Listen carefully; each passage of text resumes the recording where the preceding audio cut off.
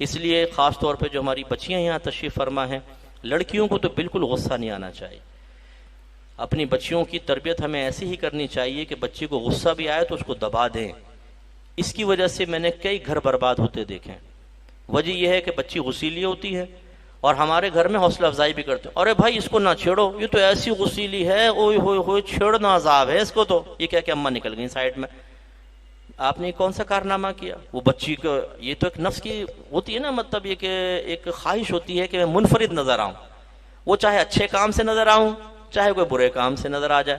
اب جب اس طرح کے مرکز نگاہ اس قسم کے جملوں سے انسان بنتا ہوا محسوس کرتا ہے تو بس پھر وہ دور کوئی کرے گا اس کو. اب نتیجہ نکلتا ہے کہ ماں سے لڑ رہی ہیں، باپ سے لڑ رہی ہیں، امی کو سنا رہی ہیں، بڑے بھائی بہن کو سنا رہی ہیں، چک چک چک چک زبان چل رہی ہے. اب جب شادی ہو جاتی ہے، دوسرے ماحول میں جاتی ہیں، کچھ دن تو ذرا وہ کیفیت قابو میں رہتی ہے، پھر وہی اندر کی کیفیت باہر، پھر شوہر سے بدتمیزی، ساس سے. یہ نتیجہ نکلتا ہے لڑائی جھگڑا فتنہ فساد. اور سینکڑوں طلاقیں ہمارے سامنے ہوئی ہیں.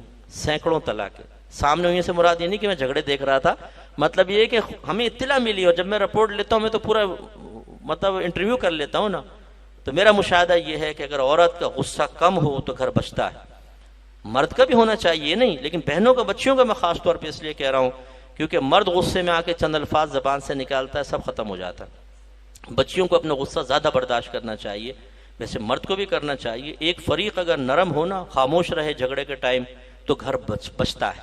دونوں ہی سلطان رائی مصطفیٰ قریشی بن کے گنڈاسے اٹھا کے آمنے سامنے آ جائیں تو پھر جڑتا کھڑاک ہوتا ہے، پھر وہ طلاق تک نوبت پہنچتی ہے. تو بچیوں کو ایسا نہیں ہونا چاہیے. اگر آپ کی کسی کی بچی ایسی ہے تو اسے شروع سے اس پہ گہری نظر رکھیں، ورنہ یہ عادات پختہ ہو جائیں گی اور زبان چلانے کی عادت ہوگی، کبھی بھی گھر نہیں بسا سکتی بچی.